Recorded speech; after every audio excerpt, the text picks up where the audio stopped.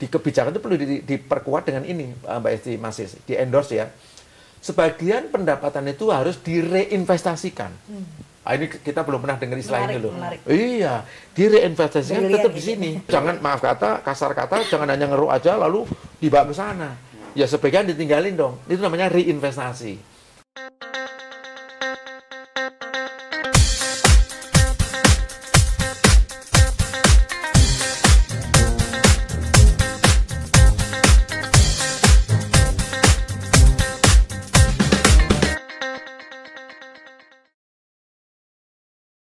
Halo Sobat Rakyat Merdeka, apa kabar semua? Semoga Anda semua dalam keadaan baik-baik saja, sehat walafiat.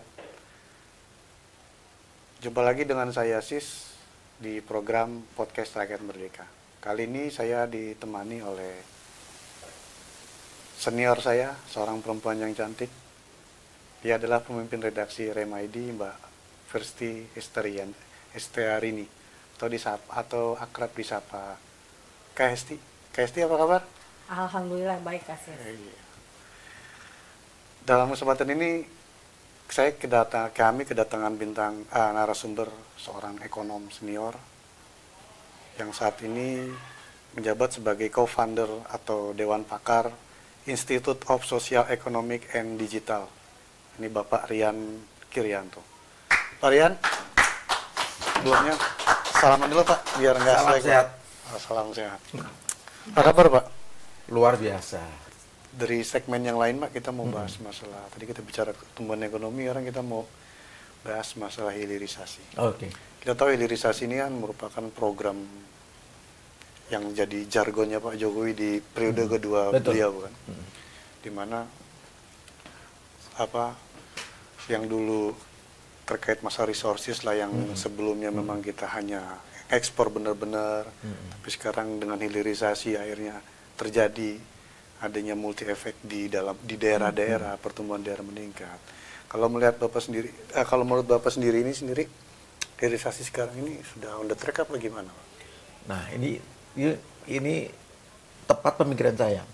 Dulu waktu program hilirisasi itu muncul, ya diintroduce ke publik, saya merenung. Jangan-jangan hilirisasi itu sebetulnya similar dengan reindustrialisasi. Karena sebelum hilirisasi itu muncul, itu share atau kontribusi daripada sektor industri terhadap total PDB kita, ini 5-10 tahun lalu, itu terus melandai. Nah, jangan-jangan ini gejala, teman-teman mengatakan ini gejala deindustrialisasi, ya, atau kemerdekaan industri. Makanya perlu dihidupkan kembali atau direvitalisasi. Nah, bahasa Pak Presiden, pemerintah mungkin lebih suka menggunakan istilah hilirisasi. Karena dari hulu ke hilir itu kan, di tengah ada intermediate-nya. Maksudnya adalah, kalau sampelnya adalah ekspor ya, selama ini memang kita ekspornya adalah ekspor yang sifatnya ekstraktif, hanya sumber daya alam, komoditas yang berbasis natural resources, tetapi sifatnya kalau bahasa teknisnya itu mentahan, ya kan, digali, masukkan truk, bawa ke kapal, ke takbut, jual. Di sana diproses, bla bla bla, punya value lebih tinggi. Jadi yang menikmati added value-nya itu adalah buyer di luar negeri. Nah, kita cuma dapat margin yang kecil. Nah, itu dilihat, wah ini nggak bisa seterusnya. Makanya perlu dilakukan semacam pengolahan. Nah, dibangunlah pabrik-pabrik smelter, sehingga muncul istilah smelterisasi tadi. Dari bahan mentah, apakah itu batu bara, apakah itu nikel, bauksit, diolah. Katakanlah tidak harus menjadi finishing good memang, tapi paling nggak semi lah. Nah, kalau udah semi finishing good kan nilai jualnya kan lebih tinggi. Nah, kalau nilai jualnya lebih tinggi, tentu marginnya lebih tebal. Nah, margin lebih tebal itu bahasa lainnya adalah nilai tambah yang akan dinikmati oleh negara juga, oleh pemerintah. Dari mana? Dari pajak. Nah, jangan lupa. Jadi ini nggak ujuk-ujuk habis smelterisasi kita lalu dapat dapat pendapatan yang banyak, tapi nggak tahu asal usulnya. Ya tadi dari nilai tambah itu, karena sebagian investor domestik sama asing itu menikmati nilai ekonomi, ya keuntungan ekonomi, maka harus ada pajak. Nah, dari pajak itulah, dan terbukti kan, kita mengenal yang namanya, kalau nggak salah itu pajak hasil bumi, yaitu pajak hasil bagi karena perolehan dari sumber daya alam. Makanya lihat, provinsi-provinsi yang ada di Kalimantan, kemudian ada di Sulawesi, Maluku ya, bahkan masuk Papua, itu pertumbuhan PDRB-nya itu di atas PDB nasional. Katakanlah misalnya gini, kan selalu Pak Presiden mengatakan, Sulawesi pertumbuhannya double digit, sempat 27, itu betul. Berkat hilirisasi itu ya? Karena hilirisasi. Ya memang itu orang lalu agak sedikit mengkritisi bahwa itu kan tidak ujuk-ujuk. Memang nggak ujuk-ujuk karena itu sebenarnya darinya tidak ada, tiba-tiba ada smelter. Jadi ada sedikit namanya low base effect. Ya, nggak apa-apa. Tapi realnya kan itu pertumbuhannya kan dalam tiap kuartalan ya, quarter to quarter atau istilahnya itu year on year-nya kan tetap growth. Ya. Bahkan angka terakhir itu kalau kita lihat Maluku ya, itu ada Halmahera segala itu rata-rata 7-8%. Di Kalimantan karena backbone-nya adalah batu bara dan harga batu bara itu puncaknya sudah kita lewatin yaitu tahun 2022 yang lalu, maka sekarang pertumbuhan PDRB di Provinsi Kalimantan itu sudah mendekati angka 5,5-6%, nggak lagi 7-8, karena koreksi dari harga batu bara. Tetapi yang ingin saya katakan itu adalah hasil dari pendayagunaan dari bahan mentah, hasil sumber daya alam, kemudian diolah dan ada nilai tambah itu. Di Maluku lebih eksotis lagi, rata-rata di atas 8% pertumbuhannya. Sulawesi sama, kita punya Morowali Morowali ada di Kendari, itu kan semuanya ada nikel, ada ferronikel dan sebagainya. Konawe ya, itu kan daerah-daerah basis penghasil tambang sumber daya alam yang kemudian dieksplorasi dan diolah. Jadi tidak mentahan gitu. Makanya di dalam negeri sehingga PDRB di daerah situ melejit luar biasa. Nah, harapannya tentu capaian itu tidak hanya one shot atau satu saat aja, tapi itu sustain. Nah, karena kalau kita bangun smelter kan nggak hanya berumur 5-10 tahun. Ya, dengan kandungan bauksit, nikel, timah, kemudian batu bara yang masih cukup memadai, tentu harus kita eksplorasi ya dengan baik sehingga jangka panjang itu punya value yang lebih kalau itu tidak diolah dulu. Dan yang penting juga itu untuk meningkatkan atau mendongkrak welfare, kesejahteraan masyarakat setempat. Karena masyarakat setempat ya paling enggak dia dapat pekerjaan, dia dapat penghasilan, dari penghasilan itu dia bisa produktif, sebagian lagi bisa untuk dia menikmati leisure time-nya. Itu intinya Mas Is. Ini mengingat pentingnya hilirisasi ini tentunya kan kita berharap tidak berhenti sampai di sini. Nah, apa kira-kira yang mesti diperbaiki dari hilirisasi yang ada saat ini supaya bisa dilanjutkan pemerintahan Prabowo dan Gibran menjadi lebih baik dan tentunya mengeliminasi kekhawatiran publik terhadap ancaman nasionalisme. Oke. Karena ancaman nasionalisme ini seringkali didengungkan bahwa wah ini kita ngeri nih, jangan-jangan yang untung negara itu. Ini cuma nguntungin tenaga kerja mereka aja. Mungkin termasuk itu juga gitu Pak. Kira-kira bagaimana? Yang ini tadi sebenarnya sudah saya singgung, tapi nggak apa-apa saya ingin ulang kembali. Satu, di dalam proses kita mendatangkan investor asing dari negara manapun, itu tentu harapan utamanya adalah kepentingan nasional. National interest-nya adalah nomor satu. Maka di draft kontraktualnya harus betul-betul ada semacam narasi bahwa kepentingan nasional itu di atas kepentingan investor. Kan Indonesia ini lawan investor kan dari manapun. Kemudian yang kedua, harus melibatkan lebih banyak sumber daya manusia lokal.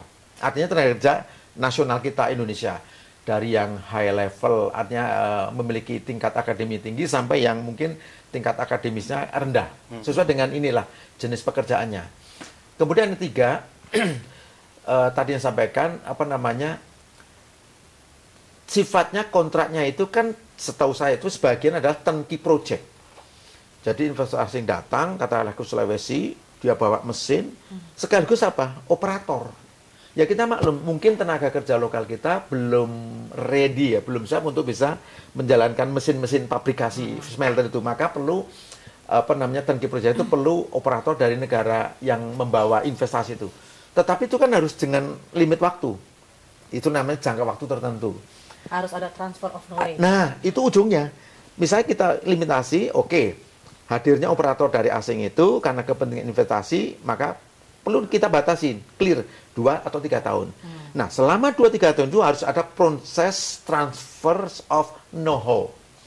Transfer of knowledge sebetulnya, ya. Termasuk bagaimana menggerakkan mesin, bla bla bla, termasuk aspek mitigasi risiko kalau ada apa-apa. Nah, ini harus dikerjakan. Jangan sampai mau najin, kontrak selesai, kita terus akan melanjutkan, ternyata sumber daya manusia lokalnya belum siap. Nah, kita sendiri yang akan mengalami backfire, kerugian. Nah, itu harus disiapkan dengan baik. Kemudian catatan berikutnya, saya akan perluas. Sekarang record atau rekam jejak untuk hilirisasi di mining sektor sudah jalan. Tinggal ya tadi yang kurang-kurang dari sisi policy-nya mungkin perlu disempurnakan atau diperbaiki lah. Ultimate goal-nya adalah bagaimana pekerjaan-pekerjaan ini memberikan value lebih kepada kepentingan nasional. Itu satu, ya. Sehingga ini bisa mengeliminasi atau menihilkan tadi, Mbak Esti, yang namanya apa? Loh, kok kita tidak, keuntungan kita lebih kecil, lebih rendah dibanding keuntungan investor asing, misalnya begitu. Tenaga kerjanya, kemudian repatriasi, kan mereka dapat pendapatan, lalu mereka repatriasi ke luar negeri. Bahkan kalau perlu mungkin di kebijakan itu perlu diperkuat dengan ini, Mbak Esti, Mas Is, di endorse ya. Sebagian pendapatan itu harus direinvestasikan. Ini kita belum pernah dengar istilah ini loh. Menarik. Iya, direinvestasikan tetap di sini. Itu loh. Sehingga tetap muternya uangnya di sini. jangan, maaf kata, kasar kata, jangan hanya ngeruk aja lalu dibawa ke sana. Ya sebagian ditinggalin dong. Itu namanya reinvestasi. Ya bisa untuk maintenance daripada mesin-mesinnya atau dia cari tempat lain. Gitu loh, itu namanya reinvestasi. Nah, saya akan perluas. Kalau hilirisasi di mining sektor sudah jalan, oke, lanjutkan. Kita masih punya pekerjaan lain, Mbak, ya. Yaitu hilirisasi di non-mining sektor. Berarti di sektor di luar. Di depan mata itu yang udah jelas, kami di Ikatan Sarjana Ekonomi Indonesia itu pernah membahas, mendiskusikan ke depan itu harus mulai kita bergerak namanya hilirisasi sektor pertanian dalam arti luas. Nah, selalu yang kita berikan sampling adalah tadi yang kita diskusi di awal, bagaimana produksi rumput laut kita yang begitu kaya, ada di Sidoarjo, ada di sebagian Bali, dan banyak juga di Sulawesi Selatan atau Makassar ya, itu cuma dijual dalam bentuk istilahnya mentahan atau gelondongan. Sementara dari hasil rumput laut itu oleh buyer di luar negeri, impor di luar negeri itu diolah, diproses menjadi semacam produk-produk kecantikan lah. Ya, orang mengenal istilahnya gelatin atau apa itu. Nah, produk-produk itu dikemas demikian rupa, dijual lah oleh mereka. Salah satu pasar yang sangat atraktif adalah Indonesia.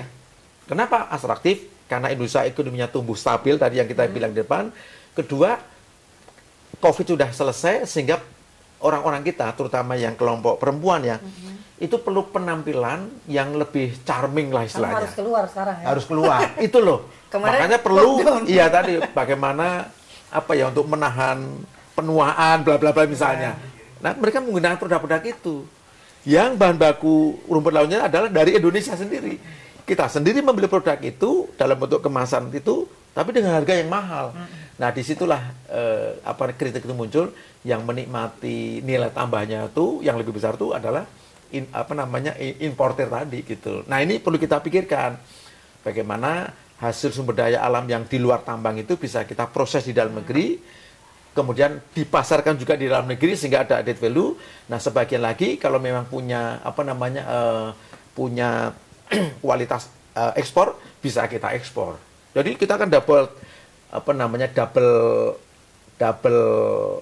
advantage ya, dua keuntungan. Satu, kita tidak perlu mengimpor barang itu dari luar. Sebaliknya justru kita kalau kelebihan bisa kita ekspor. Marketnya ada di sini. Marketnya ada gede banget. Iya. Jangan lupa 55% pertumbuhan ekonomi kita itu di backup oleh konsumsi rumah tangga. Gede banget itu. Nah, itulah yang diincar oleh investor asing. Mereka masuk, mereka berproduksi, sebagian dijual di dalam negeri Indonesia, sebagian lagi dia bawa ke ekspor ke negara lain. Nah, ini harus berpikirnya harus ini masih Mbak Esi, harus bahasa saya itu strategik. Strategik dan komprehensif ya? Iya, komprehensif juga, strategik komprehensif. Di atas semua itu adalah ultimate goal-nya adalah national interest. Untuk tadi ngejar pertumbuhan ekonomi 8%. Kan dari ini. Lo PDB itu adalah hasil penjualan apapun produk Indonesia, baik itu yang dipasarkan di dalam negeri maupun yang dipasarkan di luar negeri. Dan sektor pertanian kita banyak banget ya, Pak. Banyak banget.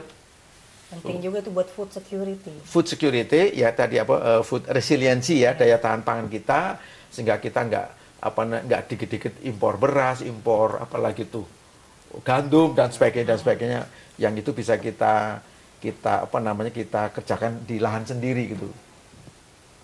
Jadi berpikirnya memang harus integrated, strategik dan komprehensif ya. Tentu itu mensyaratkan satu, mumpung aku nggak lupa ya, kita hilangkan ego sektoral. Penting itu. Pak, ini kan kalau hilirisasi ini kan sampai saat ini memang paling yang banyak berpengaruh itu ya, yang paling banyak berubah itu kan pada wilayah yang memang dia menghasilkan sebagai pusat hilirisasi, misalkan di Sulawesi, ekonominya meningkat. Saya pernah undang dia ke sini, ada salah satu bupati di sana, Morowali Utara, bagaimana dia menceritakan perubahan yang terjadi sebelum hilirisasi dan sekarang setelah hilirisasi, di mana pertumbuhan ekonomi di tempatnya dia bergerak, ada multiplier effect di situ, di mana bukan hanya lapangan pekerjaan yang tersedia, tenaga kerja yang terserap, tapi menumbuhkan usaha-usaha kecil, unit ekonomi baru, unit ekonomi baru, misalkan penginapan dan sebagainya. Nah, ini kan masih setidaknya dalam kategori dinikmati oleh salah satu wilayah, memang yang misalkan dia penghasil resources. Lalu bagaimana juga ini bisa dinikmati juga oleh wilayah-wilayah nggak punya sumber daya, Pak? Nah makanya ini mumpung menjelang pilkada ya, calon kepala daerah itu sebaiknya juga harus memiliki view ya. View itu atau paradigma. Bagaimana ketika dia menjadi kepala daerah, dia itu sebagai semacam CEO. Jadi berpikirnya itu berpikir ala CEO. Kalau dia memiliki keterbatasan sumber daya alam misalnya, ya dia harus punya daya kreativitas untuk bagaimana dia meleverage ya potensi yang ada di daerahnya itu untuk dia nggak kalah bersaing dengan kegiatan ekonomi di daerah-daerah yang punya kelebihan tadi sumber daya alam. Nah, makanya kembali seorang kepala daerah itu sebetulnya hakikatnya beliau itu adalah seorang CEO.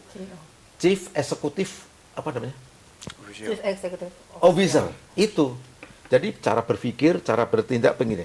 Tentu dalam koridor government rules. Ya karena dia kan kepala daerah. Jadi ada perspektif politik, tapi juga ada perspektif ekonomi, bagaimana menggerakkan ini. Sekian tahun lalu saya pernah diskusi, kan gini ceritanya, Mbak Iti, bagaimana meningkatkan PAD, pendapatan asli daerah. Nah, yang ada di pikiran para kepala daerah 5-10 tahun lalu adalah bagaimana menaikkan pajak daerah sebesar-besarnya. Tuh. Menurut saya, kalau definisi ada bagaimana menaikkan pajak sebesar-besarnya, lalu ujungnya apa? Pasti tingkat pajak daerah itu akan dinaikkan. Which is kalau pajak di daerah itu dinaikkan dalam bentuk pungutan atau apapun, kalau saya sebagai investor, ngapain saya masuk ke daerah itu? Kalau pajak di daerah itu mahal, saya akan masuk ke situ, saya bikin pabrik, tentu harga COGS atau harga pokok dari produk saya akan mahal. Karena pajaknya mahal. Nah, maka berpikirnya adalah bagaimana saya kepala daerah akan memutuskan tingkat pajak yang serendah-rendahnya. Supaya ramah investor. Iya, investor datang. Kalau banyak investor datang, ingat, dengan pajak yang kecil tapi pemainnya banyak, akibatnya volume atau size daripada pajak yang saya kolek, yang saya himpun, lebih banyak. Ketimbang saya menaikkan pajak yang tinggi, yang datang cuma 1-2 investor. Nah, logic thinking seperti ini mas saya. Jadi kita berkompetisi dengan kepala daerah itu dalam tadi, daerah lain, katakanlah omong kosongnya pajaknya itu 10%, saya berani 6%. Sehingga saya akan menjadi daerah area yang akan dipilih, dicus oleh calon-calon investor. Apakah itu investor domestik, PMDN, apalagi itu investor asing atau PMA. Nah, berpikir gini kan itu berpikir ala CEO, berpikir yang sifatnya itu maaf kata out of the box. Yeah. Itu. Tapi hasilnya kelihatan. Tuh. Analisis SWOT-nya harus oke. Harus oke. Itu alat berpikir kan dunia bisnis itu sebetulnya. Yeah. Makanya kembali kepala daerah itu juga harus punya sense of apa tadi ya. Dia itu adalah CEO daerahnya gitu loh. Dan bisa berpikir bisnis juga. Lah iyalah, bisnis itu ada relate dengan bagaimana dia menghimpun PAD tadi. Bahkan ada tambahannya sebetulnya, pendapatan asli daerah sendiri. Yeah. Ya, nanti dia akan menjadi daerah yang betul-betul secara budgeting itu daerah yang mandiri. Artinya tidak bergantung PDRB-nya itu tergantung dari APBN pusat gitu loh Mas. Oke, siap.